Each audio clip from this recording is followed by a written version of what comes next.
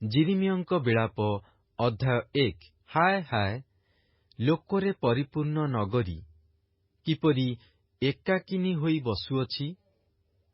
ସେ କିପରି ବିଧବା ତୁଲ୍ୟ ହୋଇଅଛି, ଯେ ଗୋଷ୍ଠୀଗଣ ମଧ୍ୟରେ ପ୍ରଧାନା ଥିଲା ଓ ପ୍ରଦେଶ ସମୂହ ମଧ୍ୟରେ ରାଣୀ ଥିଲା।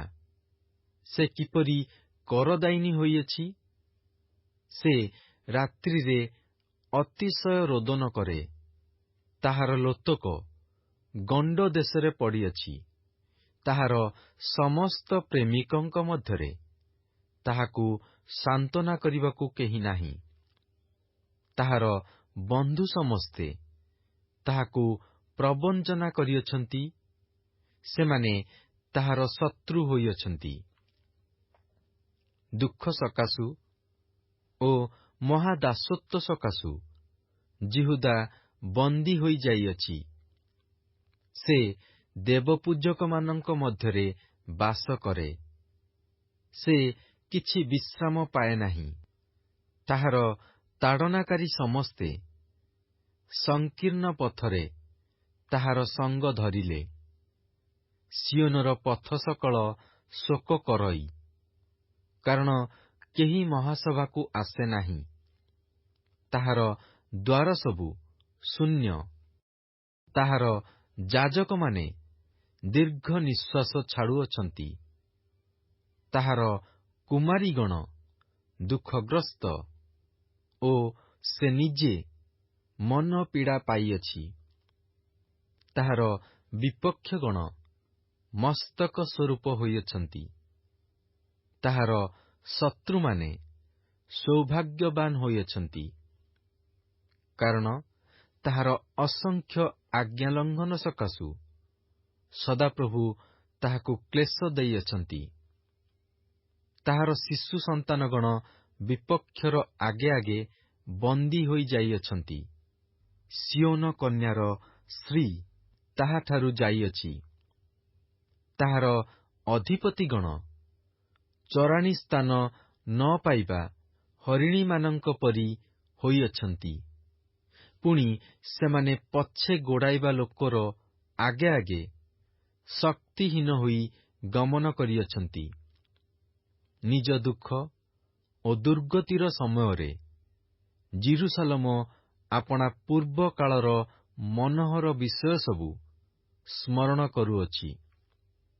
ଯେତେବେଳେ ତାହାର ଲୋକମାନେ ବିପକ୍ଷର ହସ୍ତରେ ପଡ଼ିଲେ ଓ କେହି ତାହାର ସାହାଯ୍ୟ କଲେ ନାହିଁ, ସେତେବେଳେ ବିପକ୍ଷଗଣ ତାହାକୁ ଦେଖି ତାହାର ଉଚ୍ଚନତାରେ ଉପହାସ କଲେ। ଜିରୁସାଲମ ଅତିଶୟ ପାପ କରିଅଛି। ଏଥିପାଇଁ ସେ ଅଶୁଚି ବସ୍ତୁ ତୁଲ୍ୟ ହୋଇଅଛି। ଯେଉଁମାନେ ତାହାକୁ ସମ୍ମାନ କଲେ, ସେ ସମସ୍ତେ ତାହାକୁ ତୁଚ୍ଛ କରନ୍ତି, କାରଣ ସେମାନେ ତାହାର ଉଲ୍ଲଙ୍ଗତା ଦେଖିଅଛନ୍ତି। ହଁ, ସେ ଦୀର୍ଘ ନିଶ୍ୱାସ ଛାଡୁଅଛି। ସେ ପଛକୁ ମୁଖ ଫେରାଉଅଛି। ତାହାର ଅଶୌଚ ତାହାର ବସ୍ତ୍ରର ଅଞ୍ଚଳରେ ଥିଲା। ସେ ଆପଣାର ଶେଷ ଦଶା ସ୍ମରଣ କଲା ନାହିଁ। ଏଥିପାଇଁ ସେ ଆଶ୍ଚର୍ଯ୍ୟଜନକ ରୂପେ ଅଧପତିତ ହୋଇଅଛି। ତାହାର ସାନ୍ତ୍ୱନାକାରୀ କେହି ନାହିଁ। ହେ ସଦାପ୍ରଭୁ, ମୋହର ଦୁଃଖ ଦେଖ, କାରଣ ଶତ୍ରୁ ଆପଣାକୁ ବଡ଼ କରିଅଛି। ତାହାର ସକଳ ମନୋହର ବିଷୟ ଉପରେ ବିପକ୍ଷ ଆପଣା ହସ୍ତ ପ୍ରସାରିଅଛି। ହଁ, ଯେଉଁ ଅନ୍ୟ ଦେଶୀୟମାନଙ୍କୁ ତୁମ୍ଭ ସମାଜରେ ପ୍ରବେଶ କରିବା ପାଇଁ ତୁମ୍ଭେ ନିଷେଧ କରିଅଛ, ସେମାନଙ୍କୁ ସେ ତାହାର ପବିତ୍ର ସ୍ଥାନରେ ପ୍ରବେଶ କରିବାର ଦେଖିଅଛି। ତାହାର ଲୋକ ସକଳ ଦୀର୍ଘ ନିଶ୍ୱାସ ଛାଡ଼ନ୍ତି। ସେମାନେ ଆହାର ଖୋଜୁଅଛନ୍ତି। ସେମାନେ ପ୍ରାଣ ଶୀତଳ କରିବା ପାଇଁ ଖାଦ୍ୟ ନିମନ୍ତେ ଆପଣାର ମନୋହର ସାମଗ୍ରୀ ସବୁ ଦେଇଅଛନ୍ତି। ହେ ସଦାପ୍ରଭୁ, ଦେଖ, ନିରୀକ୍ଷଣ କର, କାରଣ ମୁଁ ତୁଚ୍ଛନୀୟ ହୋଇଅଛି। ହେ ପଥିକ ସମସ୍ତେ, ଏହା କି ତୁମ୍ଭମାନଙ୍କ ପ୍ରତି କିଛି ନୁହେଁ? ଦେଖି ବୁଝ, ମୋତେ ଯେଉଁ ଦୁଃଖ ଦିଆଯାଇଅଛି, ମୋହର ସେହି ଦୁଃଖ ପରି କି କୌଣସି ଦୁଃଖ ଅଛି? ତଦ୍ୱାରା ସଦାପ୍ରଭୁ ଆପଣା ପ୍ରଚଣ୍ଡ କ୍ରୋଧର ଦିନରେ ମୋତେ କ୍ଲେଶଯୁକ୍ତ କରିଅଛନ୍ତି। ସେ ଊର୍ଦ୍ଧ୍ୱରୁ ମୋ ଅସ୍ଥି ସକଳର ମଧ୍ୟକୁ ଅଗ୍ନି ପ୍ରେରଣ କରିଅଛନ୍ତି, ଆଉ ତାହା ସେ ସବୁକୁ ପରାସ୍ତ କରଇ। ସେ ମୋ ଚରଣ ପାଇଁ ଜାଲ ପାତିଅଛନ୍ତି। ସେ ମୋତେ ଫେରାଇଅଛନ୍ତି। ସେ ମୋତେ ଅନାଥା ଓ ଦିନଯାକ ମୂର୍ଚ୍ଛାପନ୍ନ କରିଅଛନ୍ତି। ମୋର ଅଧର୍ମ ରୂପ ଜୁଆଳି ତାହାଙ୍କ ହସ୍ତଦ୍ୱାରା ବନ୍ଧା ଯାଇଅଛି। ତାହା ଏକତ୍ର ଜଡ଼ିତ ହୋଇଅଛି। ତାହା ମୋ ସ୍କନ୍ଧ ଉପରକୁ ଆସିଅଛି। ସେ ମୋ ବଳ ଖର୍ବ କରିଅଛନ୍ତି। ଯେଉଁମାନଙ୍କ ବିରୁଦ୍ଧରେ ମୁଁ ଠିଆ ହୋଇ ନ ପାରେ, ସେମାନଙ୍କ ହସ୍ତରେ ପ୍ରଭୁ ମୋତେ ସମର୍ପଣ କରିଅଛନ୍ତି। ପ୍ରଭୁ ମୋହର ମଧ୍ୟବର୍ତ୍ତୀ ବୀର ସମସ୍ତଙ୍କୁ ଅକିଞ୍ଚନ କରିଅଛନ୍ତି। ସେ ମୋ ଯୁବକଗଣକୁ ଦଳି ପକାଇବା ପାଇଁ ମୋ ବିରୁଦ୍ଧରେ ଏକ ମହାସଭା ଆହ୍ୱାନ କରିଅଛନ୍ତି। ଦ୍ରାକ୍ଷାକୁଣ୍ଡରେ ମର୍ଦ୍ଦନ କଲାପରି ପ୍ରଭୁ ଯିହୁଦାର କୁମାରୀକି ମର୍ଦ୍ଦନ କରିଅଛନ୍ତି। ଏହିସବୁ ବିଷୟର ଲାଗି ମୁଁ କ୍ରନ୍ଦନ କରୁଅଛି। ମୋର ଚକ୍ଷୁ ଜଳର ନିର୍ଝର ହୋଇଅଛି, କାରଣ ମୋ ସାନ୍ତ୍ୱନାକାରୀ ଯେ ମୋହର ପ୍ରାଣକୁ ଆଶ୍ୱାସ ଦିଅନ୍ତା, ସେ ମୋଠାରୁ ଦୂରରେ ଅଛି। ଶତ୍ରୁ ଜୟଯୁକ୍ତ ହେବାରୁ ମୋର ସନ୍ତାନଗଣ ଅନାଥ ହୋଇଅଛନ୍ତି। ସିଓନ ଆପଣା ହସ୍ତ ପ୍ରସାରୁଅଛି, ତାହାକୁ ସାନ୍ତ୍ୱନା କରିବାକୁ କେହି ନାହିଁ। ଯାକୁବର ଚତୁର୍ଦ୍ଦିଗବର୍ତ୍ତୀ ଲୋକମାନେ ତାହାର ବିପକ୍ଷ ହେବେ ବୋଲି ସଦାପ୍ରଭୁ ତାହା ବିଷୟରେ ଏହି ଆଜ୍ଞା କରିଅଛନ୍ତି। ଜିରୁସାଲମ ସେମାନଙ୍କ ମଧ୍ୟରେ ଅଶୁଚି ବସ୍ତୁ ତୁଲ୍ୟ ଅଛି। ସଦାପ୍ରଭୁ ଧାର୍ମିକ ଅଟନ୍ତି। ମୁଁ ତାହାଙ୍କ ଆଜ୍ଞାର ପ୍ରତିକୂଳାଚରଣ କରିଅଛି। ହେ ଗୋଷ୍ଠୀ ସକଳ, ବିନୟ କରୁଅଛି, ତୁମ୍ଭେମାନେ ଶୁଣ ଓ ମୋହର ଦୁଃଖ ଦେଖ। ମୋହର କୁମାରୀଗଣ ଓ ଯୁବକଗଣ ବନ୍ଦିତ୍ୱ ସ୍ଥାନକୁ ଯାଇଅଛନ୍ତି। ମୁଁ ଆପଣା ପ୍ରେମିକମାନଙ୍କୁ ଡାକିଲି, ମାତ୍ର ସେମାନେ ମୋତେ ବଞ୍ଚନା କଲେ। ମୋର ଯାଜକମାନେ ଓ ମୋର ପ୍ରାଚୀନ ବର୍ଗ ନଗର ମଧ୍ୟରେ ପ୍ରାଣତ୍ୟାଗ କଲେ। ସେମାନେ ଆପଣା ଆପଣା ପ୍ରାଣକୁ ଆଶ୍ୱାସ କରିବା ପାଇଁ ଆହାର ଖୋଜୁ ଖୋଜୁ ମଲେ। ହେ ସଦାପ୍ରଭୁ, ଦେଖ, କାରଣ ମୁଁ ବିପଦଗ୍ରସ୍ତା, ମୋହର ଅନ୍ତ୍ର ବ୍ୟଥିତ ହେଉଅଛି। ମୋର ହୃଦୟ ମୋ ଅନ୍ତରରେ ବିକାରପ୍ରାପ୍ତ ହେଉଅଛି, କାରଣ ମୁଁ ଅତ୍ୟନ୍ତ ବିଦ୍ରୋହାଚରଣ କରିଅଛି। ବାହାରେ ଖଡ୍ଗବଧ କରୁଅଛି, ଗୃହରେ ମୃତ୍ୟୁ ଥିଲା ପରି ହେଉଅଛି। ଲୋକମାନେ ମୋହର ଦୀର୍ଘ ନିଶ୍ୱାସ ଶୁଣିଅଛନ୍ତି। ମୋତେ ସାନ୍ତ୍ୱନା କରିବାକୁ କେହି ନାହିଁ। ମୋର ଶତ୍ରୁ ସମସ୍ତେ ମୋ ବିପଦର କଥା ଶୁଣିଅଛନ୍ତି। ତୁମ୍ଭେ ତାହା ଘଟାଇଅଛ ବୋଲି ସେମାନେ ଆନନ୍ଦିତ ଅଟନ୍ତି। ତୁମ୍ଭେ ଯେଉଁ ଦିନର କଥା ପ୍ରଚାର କରିଅଛ, ତାହା ଉପସ୍ଥିତ କରିବ। ପୁଣି ସେମାନେ ମୋହର ତୁଲ୍ୟ ହେବେ। ସେମାନଙ୍କର ସକଳ ଦୁଷ୍ଟତା ତୁମ୍ଭ ସମ୍ମୁଖରେ ପ୍ରବେଶ ହେଉ ଓ ତୁମ୍ଭେ ମୋହର ସକଳ ଆଜ୍ଞା ଲଙ୍ଘନ ସକାଶୁ ମୋ ପ୍ରତି ଯେ ରୂପ କରିଅଛ, ସେମାନଙ୍କ ପ୍ରତି ସେ ରୂପ କର। କାରଣ ମୋହର ଦୀର୍ଘ ନିଶ୍ୱାସ ଅନେକ ଓ ମୋର ହୃଦୟ ମୂର୍ଚ୍ଛିତ ହୋଇଅଛି। ଯିରିମିୟଙ୍କ ବିଳାପ ଅଧ୍ୟାୟ 2। ପ୍ରଭୁ ଆପଣା କ୍ରୋଧରେ ସିଓନ କନ୍ୟାକୁ କିପରି ମେଘାଚ୍ଛନ୍ନ କରିଅଛନ୍ତି। ସେ ଇସ୍ରାଏଲର ଶୋଭା ସ୍ୱର୍ଗରୁ ପୃଥିବୀକି ପକାଇ ଦେଇଅଛନ୍ତି। ପୁଣି ଆପଣା କ୍ରୋଧର ଦିନରେ ଆପଣା ପାଦପୀଠ ସ୍ମରଣ କରିନାହାନ୍ତି।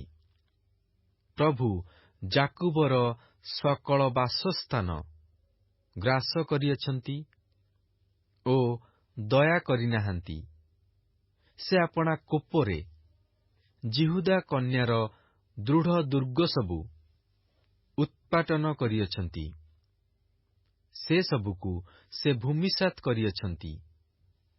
ରାଜ୍ୟ ଓ ତହିଁର ଅଧିପତିଗଣକୁ ସେ ଅଶୁଚି କରିଅଛନ୍ତି। ସେ ପ୍ରଚଣ୍ଡ କ୍ରୋଧରେ ଇସ୍ରାଏଲର ଶୃଙ୍ଗ ସବୁ କାଟି ପକାଇଅଛନ୍ତି। ସେ ଶତ୍ରୁ ସମ୍ମୁଖରୁ ଆପଣା ଦକ୍ଷିଣ ହସ୍ତ ପଛକୁ ଟାଣି ନେଇଅଛନ୍ତି। ଆଉ ସେ ଅଗ୍ନିଶିଖା ପରି ଯାକୁବକୁ ପ୍ରଜ୍ୱଳିତ କରିଅଛନ୍ତି। ତାହା ଚତୁର୍ଦ୍ଦିଗ ଗ୍ରାସ କରଇ। ସେ ଶତ୍ରୁତୁଲ୍ୟ ଆପଣା ଧନୁରେ ଗୁଣ ଦେଇଅଛନ୍ତି। ସେ ବିପକ୍ଷ ପରି ଆପଣା ଦକ୍ଷିଣ ହସ୍ତ ଟେକି ଠିଆ ହୋଇଅଛନ୍ତି ଓ ଚକ୍ଷୁର ସୁଖଜନକ ସକଳକୁ ବଦ୍ଧ କରିଅଛନ୍ତି। ସେ ସିଓନ କନ୍ୟାର ତମ୍ବୁ ମଧ୍ୟରେ ଆପଣା କୋପ ଅଗ୍ନି ପରି ଢାଳି ଦେଇଅଛନ୍ତି। ପ୍ରଭୁ ଶତ୍ରୁତୁଲ୍ୟ ହୋଇଅଛନ୍ତି। ସେ ଇସ୍ରାଏଲକୁ ଗ୍ରାସ କରି ପକାଇଅଛନ୍ତି। ସେ ତାହାର ଅଟ୍ଟାଳିକା ସକଳ ଗ୍ରାସ କରି ପକାଇଅଛନ୍ତି। ସେ ତାହାର ଦୁର୍ଗ ସବୁ ଧ୍ୱଂସ କରିଅଛନ୍ତି। ଆଉ ସେ ଯିହୁଦାର କନ୍ୟା ମଧ୍ୟରେ ଶୋକ ଓ ବିଳାପ ବୃଦ୍ଧି କରିଅଛନ୍ତି। ସେ ଉଦ୍ୟାନସ୍ଥ ତମ୍ବୁ ପରି ଆପଣା ଆବାସ ତମ୍ବୁ ବଳପୂର୍ବକ ଦୂର କରିଅଛନ୍ତି। ସେ ଆପଣା ସମାଜ ସ୍ଥାନ ନଷ୍ଟ କରିଅଛନ୍ତି। ସଦାପ୍ରଭୁ ସିଓନରେ ମହାସଭା ଓ ବିଶ୍ରାମବାର ବିସ୍ମୃତ କରାଇଅଛନ୍ତି ଓ ଆପଣା କ୍ରୋଧର ପ୍ରଚଣ୍ଡତାରେ ରାଜା ଓ ଯାଜକକୁ ତୁଚ୍ଛ ଜ୍ଞାନ କରିଅଛନ୍ତି। ପ୍ରଭୁ ଆପଣା ଯଜ୍ଞବେଦୀ ଦୂର କରିଅଛନ୍ତି। ସେ ଆପଣା ପବିତ୍ର ସ୍ଥାନ ଘୃଣା କରିଅଛନ୍ତି। ସେ ତାହାର ଅଟ୍ଟାଳିକାର ଭିତ୍ତି ଶତ୍ରୁ ହସ୍ତରେ ସମର୍ପଣ କରିଅଛନ୍ତି। ସେମାନେ ସଦାପ୍ରଭୁଙ୍କ ଗୃହ ମଧ୍ୟରେ ମହାସଭାର ଦିନତୁଲ୍ୟ ଚହଳ କରିଅଛନ୍ତି। ସଦାପ୍ରଭୁ ସିଓନ କନ୍ୟାର ପ୍ରାଚୀର ନଷ୍ଟ କରିବାକୁ ସଂକଳ୍ପ କରିଅଛନ୍ତି। ସେ ସୂତ୍ର ଟାଣିଅଛନ୍ତି। ସେ ବିନାଶକରଣରୁ ଆପଣା ହସ୍ତ ନିବୃତ୍ତ କରିନାହାନ୍ତି। ମାତ୍ର ସେ ପରୀକ୍ଷା ଓ ପ୍ରାଚୀରକୁ ବିଳାପ କରାଇଅଛନ୍ତି। ସେମାନେ ଏକାବେଳେ ନିସ୍ତେଜ ହେଉଅଛନ୍ତି। ତାହାର ନଗର ଦ୍ୱାର ସକଳ ଭୂମିରେ ମଗ୍ନ ହୋଇଅଛି। ସେ ତାହାର ଅର୍ଗଳ ସବୁ ନଷ୍ଟ ଓ ଖଣ୍ଡ ଖଣ୍ଡ କରିଅଛନ୍ତି। ଯେଉଁ ଗୋଷ୍ଠୀୟମାନଙ୍କର ବ୍ୟବସ୍ଥା ନାହିଁ, ସେମାନଙ୍କ ମଧ୍ୟରେ ତାହାର ରାଜା ଓ ଅଧିପତିଗଣ ଅଛନ୍ତି। ହଁ, ତାହାର ଭବିଷ୍ୟଦ୍ବକ୍ତାଗଣ ସଦାପ୍ରଭୁଙ୍କଠାରୁ କୌଣସି ଦର୍ଶନ ପାଆନ୍ତି ନାହିଁ। ସିଓନ କନ୍ୟାର ପ୍ରାଚୀନଗଣ ଭୂମିରେ ବସୁଅଛନ୍ତି, ସେମାନେ ନୀରବ ହୋଇ ରହିଅଛନ୍ତି। ସେମାନେ ଆପଣା ଆପଣା ମସ୍ତକରେ ଧୂଳି ପକାଇଅଛନ୍ତି। ସେମାନେ କଟି ଦେଶରେ ଚଟ ବାନ୍ଧିଅଛନ୍ତି। ଜିରୁସାଲମର କୁମାରୀଗଣ ଭୂମିକି ଆପଣା ଆପଣା ମସ୍ତକ ନୁଆଉଅଛନ୍ତି।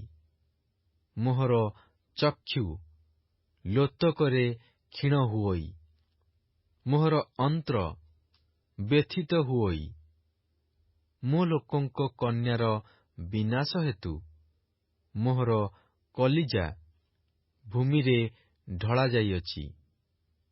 କାରଣ ନଗରର ପଥ ସମୂହରେ ବାଳକ ବାଳିକା ଓ ସ୍ତନ୍ୟପାୟୀ ଶିଶୁମାନେ ମୂର୍ଚ୍ଛାପନ୍ନ ହେଉଅଛନ୍ତି। ଶସ୍ୟ ଓ ଦ୍ରାକ୍ଷାରସ କାହିଁ? ଏହି କଥା ଆପଣା ଆପଣା ମାତାକୁ କହୁ କହୁ ସେମାନେ ନଗରର ପଥ ସମୂହରେ କ୍ଷତବିକ୍ଷତ ଲୋକ ପରି ମୂର୍ଚ୍ଛାପନ୍ନ ହୁଅନ୍ତି। ସେମାନେ ଆପଣା ଆପଣା ମାତାର କୋଳରେ ପ୍ରାଣତ୍ୟାଗ କରନ୍ତି। ଆଗୋ ଜିରୁସାଲମର କନ୍ୟା, ମୁଁ ତୁମ୍ଭ ନିକଟରେ କେଉଁ ସାକ୍ଷ୍ୟ ଦେବି? ମୁଁ କାହା ସହିତ ତୁମ୍ଭର ଉପମା ଦେବି? ଆଗୋ ସିଓନ କୁମାରୀ, ମୁଁ ତୁମ୍ଭକୁ ସାନ୍ତ୍ୱନା ଦେବାପାଇଁ କାହାର ସମାନ ତୁମ୍ଭକୁ କରିବି? କାରଣ ତୁମ୍ଭର କ୍ଷତ ସମୁଦ୍ର ପରି ବଡ଼। କିଏ ତୁମ୍ଭକୁ ସୁସ୍ଥ କରିପାରେ? ତୁମ୍ଭର ଭବିଷ୍ୟଦ୍ବକ୍ତାମାନେ ତୁମ୍ଭ ନିମନ୍ତେ ଅସାରତା ଓ ମୂର୍ଖତାର ଦର୍ଶନ ପାଇଅଛନ୍ତି। ଆଉ ତୁମ୍ଭର ବନ୍ଦିତ୍ୱର ମୋଚନ ନିମନ୍ତେ ସେମାନେ ତୁମ୍ଭର ଅଧର୍ମ ପ୍ରକାଶ କରିନାହାନ୍ତି।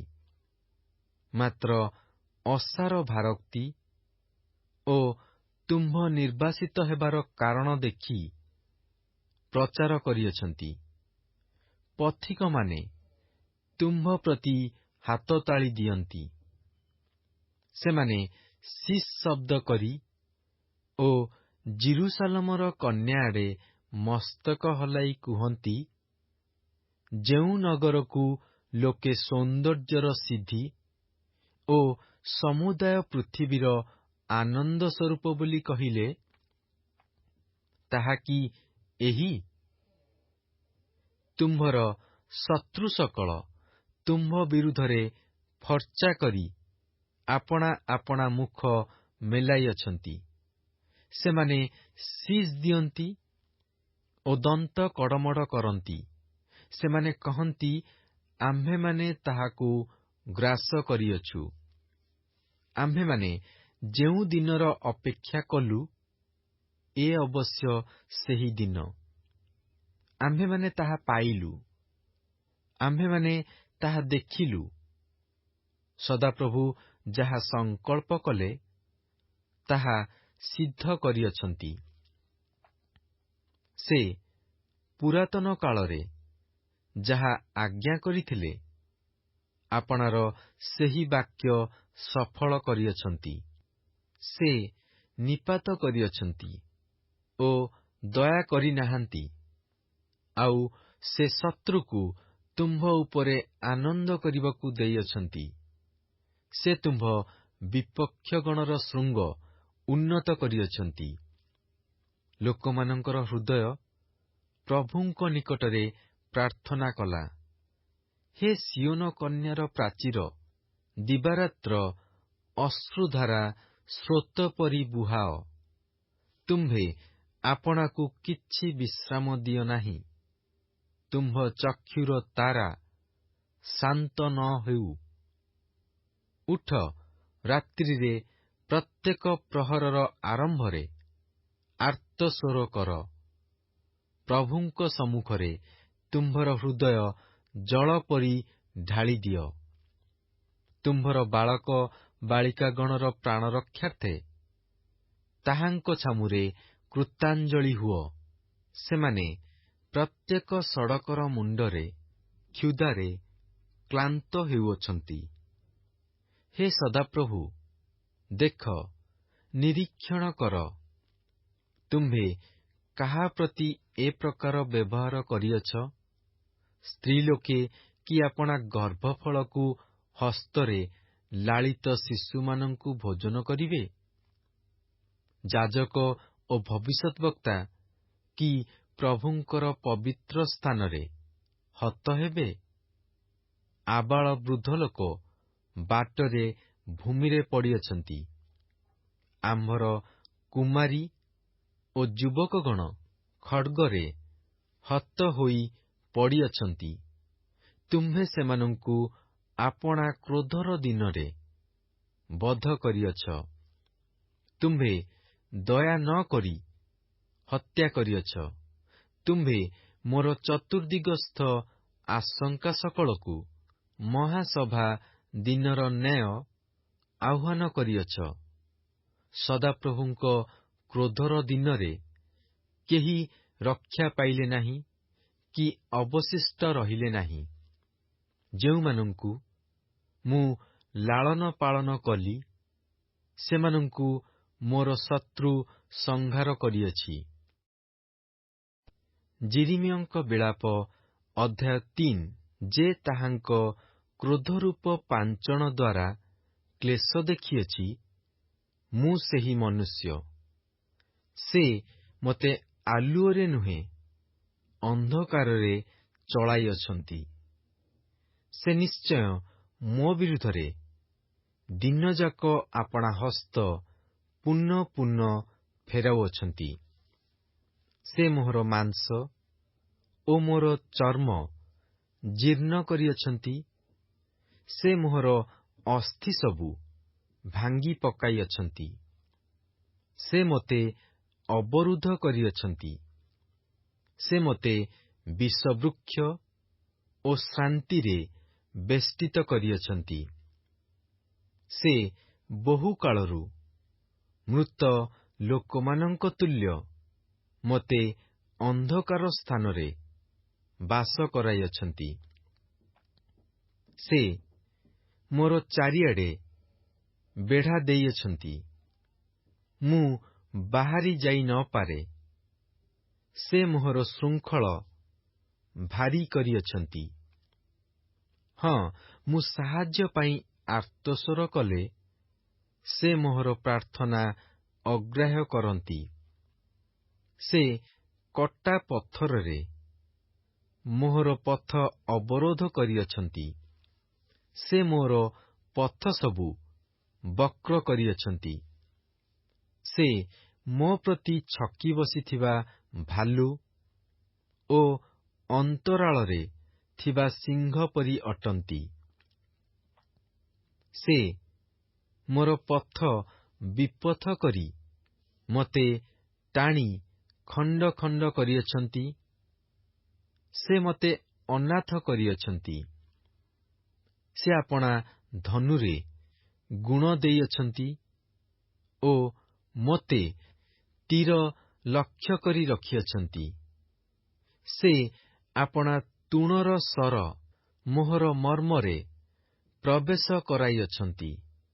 ମୁଁ ନିଜ ଲୋକ ସକଳର ଉପହାସର ବିଷୟ ଓ ଦିନଯାକ ସେମାନଙ୍କର ଗାୟନ ହୋଇଅଛି। ସେ ମୋତେ ତିକ୍ତତାରେ ପୂର୍ଣ୍ଣ କରିଅଛନ୍ତି। ସେ ନାଗଦଅଣାରେ ମୋତେ ପୂରିତ କରିଅଛନ୍ତି।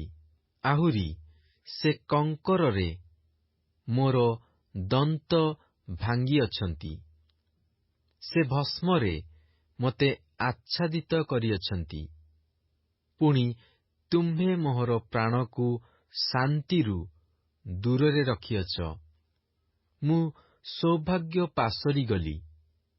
ଏଣୁ ମୁଁ କହିଲି, ମୋହର ବଳ ଓ ସଦାପ୍ରଭୁଙ୍କଠାରେ ମୋର ପ୍ରତ୍ୟାଶା ନଷ୍ଟ ହୋଇଅଛି। ମୋହର ଦୁଃଖ ଓ ଦୁର୍ଗତି ସ୍ମରଣ କର, ତାହା ନାଗଦଅଣା ଓ ବିଶ୍ୱସ୍ୱରୂପ। ମୋହର ପ୍ରାଣ ଏପର୍ଯ୍ୟନ୍ତ ତାହା ସ୍ମରଣରେ ରଖୁଅଛି ଓ ମୋ ଅନ୍ତରରେ ଅବସନ ହେଉଅଛି। ମୁଁ ଏହା ମନରେ ସ୍ମରଣ କରୁଥାଏ।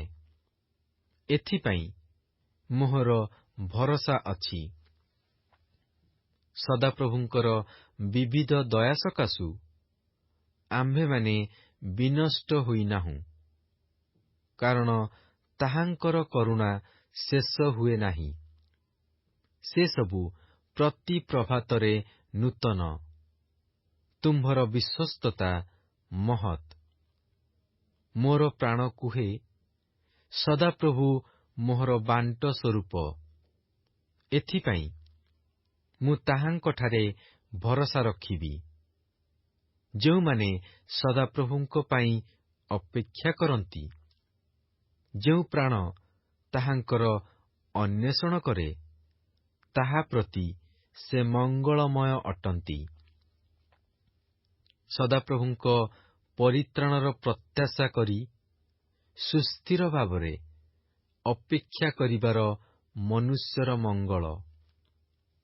ଯୌବନ କାଳରେ ଜୁଆଳି ବହିବାର ମନୁଷ୍ୟର ମଙ୍ଗଳ।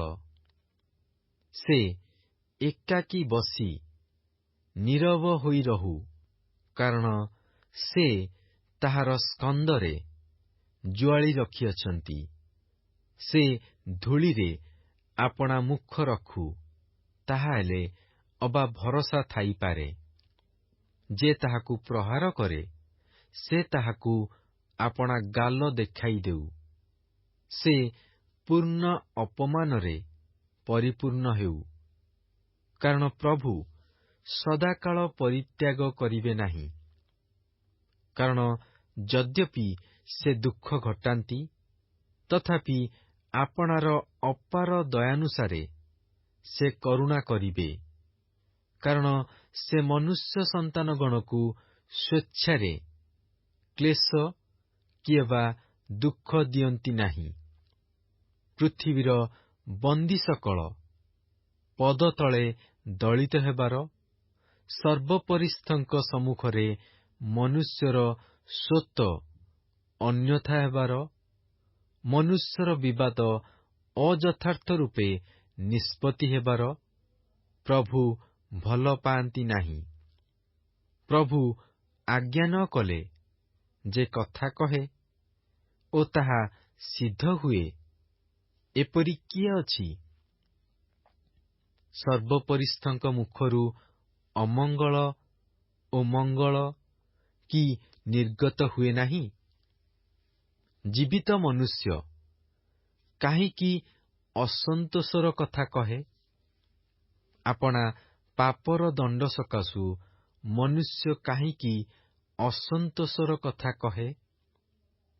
ଆମ୍ଭେମାନେ ଆପଣା ଆପଣା ପଥ ଅନୁସନ୍ଧାନ ଓ ପରୀକ୍ଷା କରୁ, ପୁଣି ସଦାପ୍ରଭୁଙ୍କ ପ୍ରତି ଫେରୁ। ଆମ୍ଭେମାନେ ସ୍ୱର୍ଗନିବାସୀ ପରମେଶ୍ୱରଙ୍କ ଆଡ଼େ କୃତାଞ୍ଜଳିପୂର୍ବକ ଆପଣା ଆପଣା ହୃଦୟ ଉଠାଉ। ଆମ୍ଭେମାନେ ଆଜ୍ଞାଲଙ୍ଘନ ଓ ବିଦ୍ରୋହାଚରଣ କରିଅଛୁ, ତୁମ୍ଭେ କ୍ଷମା କରିନାହଁ।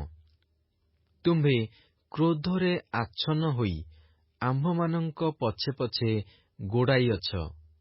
ତୁମ୍ଭେ ବଧ କରିଅଛ, ତୁମ୍ଭେ ଦୟା କରିନାହଁ। ଆମ୍ଭମାନଙ୍କର ପ୍ରାର୍ଥନା ଯେପରି ଭେଦ କରି ଯାଇ ନ ପାରେ, ଏଥିପାଇଁ ତୁମ୍ଭେ ଆପଣାକୁ ମେଘରେ ଆଚ୍ଛନ୍ନ କରିଅଛ। ତୁମ୍ଭେ ଗୋଷ୍ଠୀଗଣ ମଧ୍ୟରେ ଆମ୍ଭମାନଙ୍କୁ ଝଟ୍ଟା ଅଳିଆ ଓ ଅଗ୍ରାହ୍ୟ ବସ୍ତୁତୁଲ୍ୟ କରିଅଛ। ଆମ୍ଭମାନଙ୍କର ଶତ୍ରୁ ସମସ୍ତେ ଆମ୍ଭମାନଙ୍କ ବିରୁଦ୍ଧରେ ଆପଣା ଆପଣା ମୁଖ ଫର୍ଚ୍ଚା କରି ମେଲାଇଅଛନ୍ତି। ତ୍ରାସ ଓ ଖାତ, ଉଜାଡ଼ ଓ ବିନାଶ ଆମ୍ଭମାନଙ୍କ ପ୍ରତି ଘଟିଅଛି। ମୋ ଲୋକଙ୍କ କନ୍ୟାର ବିନାଶ ସକାଶୁ ମୋ ଚକ୍ଷୁରୁ ଜଳଧାରା ବହୁଅଛି। ଯେ ପର୍ଯ୍ୟନ୍ତ ସଦାପ୍ରଭୁ ସ୍ୱର୍ଗରୁ ଅନାଇ ନ ଦେଖନ୍ତି, ସେ ଯାଏ ମୋର ଚକ୍ଷୁ ଅବିଶ୍ରାନ୍ତ ଅଶ୍ରୁ ବର୍ଷାଉଅଛି, ନିବୃତ୍ତ ହେଉନାହିଁ। ମୋ ନଗରୀର ସକଳ କନ୍ୟାଙ୍କ ସକାଶୁ ମୋହର ଚକ୍ଷୁ ମୋ ପ୍ରାଣକୁ ଆର୍ଦ୍ର କରୁଅଛି। ବିନା କାରଣରେ ଯେଉଁମାନେ ମୋହର ଶତ୍ରୁ, ସେମାନେ ମୋତେ ପକ୍ଷୀ ପରି ମୃଗୟା କରିଅଛନ୍ତି।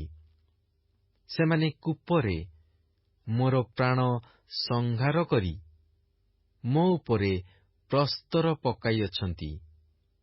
ମୋ ମସ୍ତକର ଉପର ଦେଇ ଜଳ ବହିଗଲା। ମୁଁ କହିଲି, ମୁଁ ଉଚ୍ଛିନ୍ନ ହେଲି। ହେ ସଦାପ୍ରଭୁ, ମୁଁ ଗଭୀରତମ କୂପ ମଧ୍ୟରୁ ତୁମ୍ଭ ନାମରେ ପ୍ରାର୍ଥନା କଲି। ତୁମ୍ଭେ ମୋହର ରବ ଶୁଣିଲ। ମୋର ନିଃଶ୍ୱାସ, ମୋହର ଆର୍ତ୍ତନାଦ ପ୍ରତି ଆପଣା କର୍ଣ୍ଣ ଲୁଚାଅ ନାହିଁ। ଯେଉଁଦିନ ମୁଁ ତୁମ୍ଭ ଛାମୁରେ ପ୍ରାର୍ଥନା କଲି, ସେଦିନ ତୁମ୍ଭେ ନିକଟବର୍ତ୍ତୀ ହେଲ। ତୁମ୍ଭେ କହିଲ, ଭୟ କର ନାହିଁ। ହେ ପ୍ରଭୁ, ତୁମ୍ଭେ ମୋ ପ୍ରାଣର ବିବାଦ ସକଳର ସପକ୍ଷରେ ପ୍ରତିବାଦ କରିଅଛ। ତୁମ୍ଭେ ମୋହର ଜୀବନ ମୁକ୍ତ କରିଅଛ। ହେ ସଦାପ୍ରଭୁ, ମୋ ପ୍ରତି କୃତ ଅନ୍ୟାୟ ତୁମ୍ଭେ ଦେଖିଅଛ। ତୁମ୍ଭେ ମୋହର ବିଚାର ନିଷ୍ପତ୍ତି କର। ତୁମ୍ଭେ ସେମାନଙ୍କର ପ୍ରତିଶୋଧ ଓ ମୋ ବିରୁଦ୍ଧରେ ସେମାନଙ୍କର କୃତ ସଂକଳ୍ପ ସବୁ ଦେଖିଅଛ। ହେ ସଦାପ୍ରଭୁ, ତୁମ୍ଭେ ସେମାନଙ୍କ ତିରସ୍କାର ଓ ମୋ ବିରୁଦ୍ଧରେ ସେମାନଙ୍କର କୃତ ସଂକଳ୍ପ ସବୁ ଶୁଣିଅଛ। ମୋ ବିରୁଦ୍ଧରେ ଉଠିଲା ଲୋକମାନଙ୍କ ଓଷ୍ଠାଧରର କଥା ଓ ଦିନଯାକ ମୋ ବିରୁଦ୍ଧରେ ସେମାନଙ୍କ କଳ୍ପନା ସବୁ ତୁମ୍ଭେ ଶୁଣିଅଛ। ତୁମ୍ଭେ ସେମାନଙ୍କର ବସିବାର ଓ ଉଠିବାର ନିରୀକ୍ଷଣ କର। ମୁଁ ସେମାନଙ୍କର ଗାୟନ ସ୍ୱରୂପ ହୋଇଅଛି। ହେ ସଦାପ୍ରଭୁ, ତୁମ୍ଭେ ସେମାନଙ୍କ ହସ୍ତକୃତ କର୍ମାନୁସାରେ ସେମାନଙ୍କୁ ପ୍ରତିଫଳ ଦେବ। ତୁମ୍ଭେ ସେମାନଙ୍କୁ ଚିତ୍ତର କଠିନତା, ତୁମ୍ଭର ଅଭିଶାପ ଦେବ। ତୁମ୍ଭେ କ୍ରୋଧରେ ସେମାନଙ୍କ ପଛେ ପଛେ ଗୋଡ଼ାଇବ ଓ ସଦାପ୍ରଭୁଙ୍କ ଆକାଶମଣ୍ଡଳର ତଳୁ ସେମାନଙ୍କୁ ଉଚ୍ଛିନ୍ନ କରିବ। ଯିରିମିୟଙ୍କ ବିଳାପ ଅଧ୍ୟାୟ 4। ହାୟ, ସୁବର୍ଣ୍ଣ କିପରି ମଳିନ ହୋଇଅଛି! ଅତ୍ୟନ୍ତ ନିର୍ମଳ ସୁବର୍ଣ୍ଣ କିପରି ବିକୃତ ହୋଇଅଛି! ପବିତ୍ର ସ୍ଥାନର ପ୍ରସ୍ତର ସବୁ ପ୍ରତ୍ୟେକ ଦାଣ୍ଡର ମୁଣ୍ଡରେ ନିକ୍ଷିପ୍ତ ହୋଇଅଛି। ହାୟ, ନିର୍ମଳ ସୁବର୍ଣ୍ଣ ତୁଲ୍ୟ ଯେ ସିଓନର ସନ୍ତାନଗଣ, ସେମାନେ କିପରି କୁମ୍ଭାରର ହସ୍ତକୃତ ମୃତ୍ତିକାର କଳସ ତୁଲ୍ୟ ଗଣିତ ହୋଇଅଛନ୍ତି! ଶୃଗାଳମାନେ ହିଁ ସ୍ତନ ଦିଅନ୍ତି। ସେମାନେ ଆପଣା ଆପଣା ଛୁଆମାନଙ୍କୁ ଦୁଗ୍ଧପାନ କରାନ୍ତି। ମୋ ଲୋକଙ୍କର କନ୍ୟା ପ୍ରାନ୍ତରସ୍ଥ ଉଷ୍ଟ୍ରପକ୍ଷୀ ପରି ନିଷ୍ଠୁରା ହୋଇଅଛି। ତୃଷା ହେତୁରୁ ସ୍ତନ୍ୟପାୟୀ ଶିଶୁର ଜିହ୍ୱା ତାଳୁରେ ଲାଗିଯାଉଅଛି। ବାଳକ ବାଳିକାମାନେ ରୁଟି ମାଗନ୍ତି ଓ କେହି ସେମାନଙ୍କୁ ତାହା ଭାଙ୍ଗିଦିଏ ନାହିଁ। ଯେଉଁମାନେ ସୁଖାଦ୍ୟ ଭୋଜନ କଲେ, ସେମାନେ ଦାଣ୍ଡରେ ଅନାଥ ହୋଇଅଛନ୍ତି। ଯେଉଁମାନେ ସିନ୍ଦୁରବର୍ଣ୍ଣ ବସ୍ତ୍ର ପିନ୍ଧି ପ୍ରତିପାଳିତ ହେଲେ। ସେମାନେ ଖତରାଶି ଅବଲମ୍ବନ କରନ୍ତି, କାରଣ ଯେ ଏକ ନିମିଷ ମଧ୍ୟରେ ଉତ୍ପାଟିତ ହେଲା ଓ ଯାହାକୁ କାହାରି ହସ୍ତ ଆକ୍ରମଣ ନ କଲା, ଏପରି ଯେ ସଦୋମ, ତାହାର ପାପ ଅପେକ୍ଷା ମୋ ଲୋକଙ୍କ କନ୍ୟାର ଅଧର୍ମ ଅଧିକ ଅଟେ। ତାହାର କୁଳୀନ ଲୋକମାନେ ହିମ ଅପେକ୍ଷା ନିର୍ମଳ, ସେମାନେ ଦୁଗ୍ଧ ଅପେକ୍ଷା ଶୁକ୍ଳ ଥିଲେ। ସେମାନଙ୍କର ଶରୀର ପ୍ରବାଳ ଅପେକ୍ଷା ରକ୍ତବର୍ଣ୍ଣ, ସେମାନଙ୍କର କାନ୍ତି ନୀଳକାନ୍ତ ମଣିତୁଲ୍ୟ ଥିଲା। ସେମାନଙ୍କର ମୁଖ ଅଙ୍ଗାର ଅପେକ୍ଷା କଳାବର୍ଣ୍ଣ, ସେମାନେ ଦାଣ୍ଡରେ ଚିହ୍ନା ଯାଆନ୍ତି ନାହିଁ। ସେମାନଙ୍କର ଚର୍ମ ଅସ୍ଥିରେ ଲାଗି ରହିଅଛି, ତାହା କାଷ୍ଠ ପରି ଶୁଷ୍କ ହୋଇଅଛି। କ୍ଷୁଧାରେ ହତ ହେବା ଲୋକମାନଙ୍କ ଅପେକ୍ଷା ଖड्गରେ ହତ ହେବା ଲୋକମାନେ ଭଲ, କାରଣ ଏମାନେ କ୍ଷେତ୍ରୋତ୍ପନ୍ନ ଶସ୍ୟର ଅଭାବରୂପ ଶୂଳରେ ବିଦ୍ଧ ହୋଇ କ୍ଷୟ ପାଆନ୍ତି। ସ୍ନେହବତୀ ସ୍ତ୍ରୀଗଣର ହସ୍ତ ଆପଣା ଆପଣା ପିଲାମାନଙ୍କୁ ରାନ୍ଧିଅଛି। ମୋ ଲୋକଙ୍କ କନ୍ୟାର ବିନାଶ ସମୟରେ ଶିଶୁମାନେ ସେମାନଙ୍କର ଆହାର ହେଲେ। ସଦାପ୍ରଭୁ ଆପଣା କୋପ ସଫଳ କରିଅଛନ୍ତି, ସେ ଆପଣା ପ୍ରଚଣ୍ଡ କ୍ରୋଧ ଢାଳି ଦେଇଅଛନ୍ତି। ପୁଣି ସେ ସିଓନରେ ଅଗ୍ନି ଯୋଳାଇଅଛନ୍ତି, ତାହା ତାହାର ଭିତ୍ତିମୂଳ ଗ୍ରାସ କରିଅଛି। ବିପକ୍ଷ ଲୋକ ଓ ଶତ୍ରୁ ଯେ ଜିରୁସାଲମର ଦ୍ୱାରସମୂହରେ ପ୍ରବେଶ କରିବ, ଏହା ପୃଥିବୀସ୍ଥ ରାଜଗଣ କିଅବା ଜଗନ୍ନିବାସୀ ସମସ୍ତେ ବିଶ୍ୱାସ କଲେ ନାହିଁ। ତହିଁ ମଧ୍ୟରେ ଯେଉଁମାନେ ଧାର୍ମିକଗଣର ରକ୍ତପାତ କରିଅଛନ୍ତି, ସେହି ଭବିଷ୍ୟଦ୍ବକ୍ତାଗଣର ପାପ ଓ ଯାଜକଗଣର ଅଧର୍ମ ସକାଶୁ ଏହା ହୋଇଅଛି। ସେମାନେ ଅନ୍ଧ ଲୋକମାନଙ୍କ ପରି ଦାଣ୍ଡରେ ଭ୍ରମଣ କରନ୍ତି, ସେମାନେ ରକ୍ତରେ ଅଶୁଚି ହୋଇଅଛନ୍ତି। ଏଣୁ ଲୋକେ ସେମାନଙ୍କର ବସ୍ତ୍ର ସ୍ପର୍ଶ କରି ନ ପାରନ୍ତି। ଲୋକେ ସେମାନଙ୍କୁ ଡାକି କହିଲେ, ହେ ଅଶୁଚି ଲୋକମାନେ, ଦୂର ହୁଅ, ଦୂର ହୁଅ, ଦୂର ହୁଅ, ସ୍ପର୍ଶ କର ନାହିଁ। ସେମାନେ ପଳାଇ ଭ୍ରମଣ କଲାବେଳେ ନାନା ଗୋଷ୍ଠୀ ମଧ୍ୟରୁ ଲୋକେ କହିଲେ, ସେମାନେ ଆଉ ଏଠାରେ ପ୍ରବେଶ କରିବେ ନାହିଁ। ସଦାପ୍ରଭୁଙ୍କ କ୍ରୋଧ ସେମାନଙ୍କୁ ଛିନ୍ନ ଭିନ୍ନ କରିଅଛି। ସେ ସେମାନଙ୍କ ପ୍ରତି ଆଉ ଦୃଷ୍ଟିପାତ କରିବେ ନାହିଁ। ସେମାନେ ଯାଜକମାନଙ୍କୁ ଆଦର କଲେ ନାହିଁ। ସେମାନେ ପ୍ରାଚୀନଗଣକୁ ଅନୁଗ୍ରହ କଲେ ନାହିଁ। ଏବେ ହେଁ ମିଥ୍ୟା ସାହାଯ୍ୟର ଅପେକ୍ଷାରେ ଆମ୍ଭମାନଙ୍କର ଚକ୍ଷୁ କ୍ଷୀଣ ହୁଅଇ, ଆମ୍ଭେମାନେ ଅପେକ୍ଷାରେ ରହି ରହି ଉଦ୍ଧାର କରିବାକୁ ଅସମର୍ଥ ଗୋଷ୍ଠୀର ଅପେକ୍ଷା କରିଅଛୁ। ସେମାନେ ଆମ୍ଭମାନଙ୍କର ପାଦବିକ୍ଷେପ ଛକି ରହିଅଛନ୍ତି। ଆମ୍ଭେମାନେ ଆପଣା ଦାଣ୍ଡରେ ବୁଲି ନ ପାରୁ।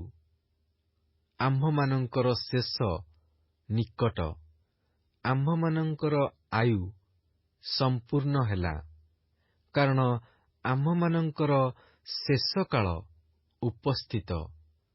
ଆମ୍ଭମାନଙ୍କୁ ଗୋଡ଼ାଇବା ଲୋକମାନେ ଆକାଶର ଉତ୍କର୍ଷ ପକ୍ଷୀ ଅପେକ୍ଷା ବେଗଗାମୀ। ସେମାନେ ପର୍ବତରେ ଆମ୍ଭମାନଙ୍କୁ ଗୋଡ଼ାଇଲେ, ସେମାନେ ଆମ୍ଭମାନଙ୍କୁ ଧରିବା ପାଇଁ ପ୍ରାନ୍ତରରେ ଛକି ବସିଲେ। ଆମ୍ଭେମାନେ ଗୋଷ୍ଠୀଗଣ ମଧ୍ୟରେ ତାହାର ଛାୟା ତଳେ ବଞ୍ଚିବା ବୋଲି ଯାହାର ବିଷୟରେ କହିଲୁ, ଆମ୍ଭମାନଙ୍କ ନାସାର ନିଃଶ୍ୱାସ ସ୍ୱରୂପ ସଦାପ୍ରଭୁଙ୍କର ସେହି ଅଭିଷିକ୍ତ ଲୋକ ସେମାନଙ୍କ ଗର୍ତ୍ତରେ ଧରାଗଲା। ହେ ଉସ୍ ଦେଶ ନିବାସିନୀ ଇଦୋମ୍ର କନ୍ୟା, ତୁମ୍ଭେ ଆନନ୍ଦ କର ଓ ପୁଲକିତା ହୁଅ। ସେହି ପାନପାତ୍ର ତୁମ୍ଭ ନିକଟକୁ ହିଁ ଯିବ। ତୁମ୍ଭେ ମତ୍ତା ହେବ ଓ ଆପଣାକୁ ଉଲ୍ଲଙ୍ଗିନୀ କରିବ। ହେ ସିଓନର କନ୍ୟା, ତୁମ୍ଭ ଅଧର୍ମର ଦଣ୍ଡ ସମ୍ପୂର୍ଣ୍ଣ ହୋଇଅଛି। ସେ ତୁମ୍ଭକୁ ବନ୍ଦିତ୍ୱ ସ୍ଥାନକୁ ଆଉ ନେଇଯିବେ ନାହିଁ। ହେ ଇଦୋମ୍ର କନ୍ୟା, ସେ ତୁମ୍ଭ ଅଧର୍ମର ପ୍ରତିଫଳ ଦେବେ। ସେ ତୁମ୍ଭର ପାପ ସବୁ ଅନାବୃତ କରିବେ। ଯିରିମିୟଙ୍କ ବିଳାପ ଅଧ୍ୟାୟ 5। ହେ ସଦାପ୍ରଭୁ, ଆମ୍ଭମାନଙ୍କ ପ୍ରତି ଯାହା ଘଟିଅଛି ତାହା ସ୍ମରଣ କର। ଅବଲୋକନ କରି ଆମ୍ଭମାନଙ୍କ ଅପମାନ ଦେଖ। ଆମ୍ଭମାନଙ୍କ ଅଧିକାର ବିଦେଶୀୟମାନଙ୍କର ହସ୍ତକୁ ଯାଇଅଛି। ଆମ୍ଭମାନଙ୍କର ଗୃହ ସବୁ ପରଦେଶୀୟମାନଙ୍କର ହସ୍ତଗତ। ଆମ୍ଭେମାନେ ଅନାଥ ଓ ପିତୃହୀନ। ଆମ୍ଭମାନଙ୍କର ମାତୃଗଣ ବିଧବା ତୁଲ୍ୟ ହୋଇଅଛନ୍ତି। ଆମ୍ଭେମାନେ ନିଜ ଜଳ ରୂପା ଦେଇ ପାନ କରିଅଛୁ। ଆମ୍ଭମାନଙ୍କର କାଷ୍ଠ ଆମ୍ଭମାନଙ୍କୁ ବିକାଯାଏ। ଆମ୍ଭମାନଙ୍କ ପଛରେ ଗୋଡ଼ାଇବା ଲୋକମାନେ ଆମ୍ଭମାନଙ୍କର ବେକ ଧରିଅଛନ୍ତି। ଆମ୍ଭେମାନେ କ୍ଳାନ୍ତ ହୋଇଅଛୁ ଓ କିଛି ବିଶ୍ରାମ ପାଇନାହୁଁ।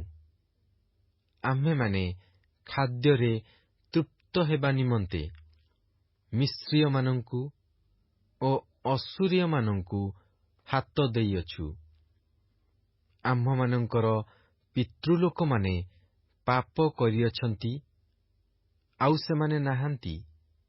ପୁଣି ଆମ୍ଭେମାନେ ସେମାନଙ୍କର ଅଧର୍ମ ବହନ କରିଅଛୁ। ଦାସମାନେ ଆମ୍ଭମାନଙ୍କ ଉପରେ କର୍ତ୍ତୃତ୍ୱ କରନ୍ତି। ସେମାନଙ୍କ ହସ୍ତରୁ ଆମ୍ଭମାନଙ୍କୁ ଉଦ୍ଧାର କରିବା ପାଇଁ କେହି ନାହିଁ। ପ୍ରାନ୍ତରରେ ଖड्ग ଥିବାରୁ ଆମ୍ଭେମାନେ ଆପଣା ଆପଣା ପ୍ରାଣ ସଙ୍କଟରେ ଖାଦ୍ୟ ପାଉଅଛୁ। ଦୁର୍ଭିକ୍ଷର ଜ୍ୱଳନ୍ତ ତାପ ହେତୁରୁ ଆମ୍ଭମାନଙ୍କର ଚର୍ମ ତୁନ୍ଦୁର ପରି କଳା ହୋଇଅଛି। ସେମାନେ ସିଓନରେ ସ୍ତ୍ରୀମାନଙ୍କୁ, ଯିହୁଦାର ନଗର ସମୂହରେ କୁମାରୀଗଣକୁ ଭ୍ରଷ୍ଟା କଲେ। ଅଧିପତିମାନେ ସେମାନଙ୍କ ହସ୍ତଦ୍ୱାରା ଟଙ୍ଗା ହୋଇଥିଲେ। ପ୍ରାଚୀନ ଲୋକମାନଙ୍କ ମୁଖ ସମାଦୃତ ନୋହିଲା। ଯୁବା ଲୋକମାନେ ଚକି ବହିଲେ, ଆଉ ପିଲାମାନେ କାଷ୍ଠ ଭାରରେ ଝୁଣ୍ଟି ପଡ଼ିଲେ। ପ୍ରାଚୀନମାନେ ନଗର ଦ୍ୱାରରୁ, ଯୁବା ଲୋକମାନେ ଆପଣା ବାଦ୍ୟରୁ ନିବୃତ୍ତ ହୋଇଅଛନ୍ତି। ଆମ୍ଭମାନଙ୍କ ଚିତ୍ତର ଆନନ୍ଦ ନିବୃତ୍ତ ହୋଇଅଛି। ଆମ୍ଭମାନଙ୍କର ନୃତ୍ୟ ଶୋକରେ ପରିଣତ ହୋଇଅଛି। ଆମ୍ଭମାନଙ୍କ ମସ୍ତକରୁ ମୁକୁଟ ଖସି ପଡ଼ିଅଛି। ଧିକ୍ ଆମ୍ଭମାନଙ୍କୁ, କାରଣ ଆମ୍ଭେମାନେ ପାପ କରିଅଛୁ। ଏଥିପାଇଁ ଆମ୍ଭମାନଙ୍କ ଅନ୍ତଃକରଣ କ୍ଷୀଣ ହୋଇଅଛି। ଏହିସବୁ କାରଣରୁ ଆମ୍ଭମାନଙ୍କର ଚକ୍ଷୁ ଧନ୍ଦଳା ହୋଇଅଛି। କାରଣ ସିଓନର ପର୍ବତ ଉଚ୍ଛିନ୍ନ ସ୍ଥାନ ହୋଇଅଛି। କୋକିଶିଆଳୀମାନେ ତହିଁ ଉପରେ ଭ୍ରମଣ କରନ୍ତି। ହେ ସଦାପ୍ରଭୁ, ତୁମ୍ଭେ ନିତ୍ୟସ୍ଥାୟୀ। ତୁମ୍ଭ ସିଂହାସନ ପୁରୁଷାନୁକ୍ରମେ ଥାଏ। ତୁମ୍ଭେ କାହିଁକି ଚିରକାଳ ଆମ୍ଭମାନଙ୍କୁ ପାଶୁରୁଅଛ? ଆଉ ଏତେ ଦୀର୍ଘକାଳ ଆମ୍ଭମାନଙ୍କୁ ପରିତ୍ୟାଗ କରୁଅଛ? ହେ ସଦାପ୍ରଭୁ, ତୁମ୍ଭ ପ୍ରତି ଆମ୍ଭମାନଙ୍କୁ ଫେରାଅ, ତହିଁରେ ଆମ୍ଭେମାନେ ଫେରିଆସିବା। ପୂର୍ବକାଳ ପରି ନୂତନ ସମୟ ଆମ୍ଭମାନଙ୍କୁ ଦିଅ। ମାତ୍ର ତୁମ୍ଭେ ଆମ୍ଭମାନଙ୍କୁ ସର୍ବତୋଭାବରେ ଅଗ୍ରାହ୍ୟ କରିଅଛ। ତୁମ୍ଭେ ଆମ୍ଭମାନଙ୍କ ପ୍ରତି ଅତ୍ୟନ୍ତ କ୍ରୁଦ୍ଧ ହୋଇଅଛ।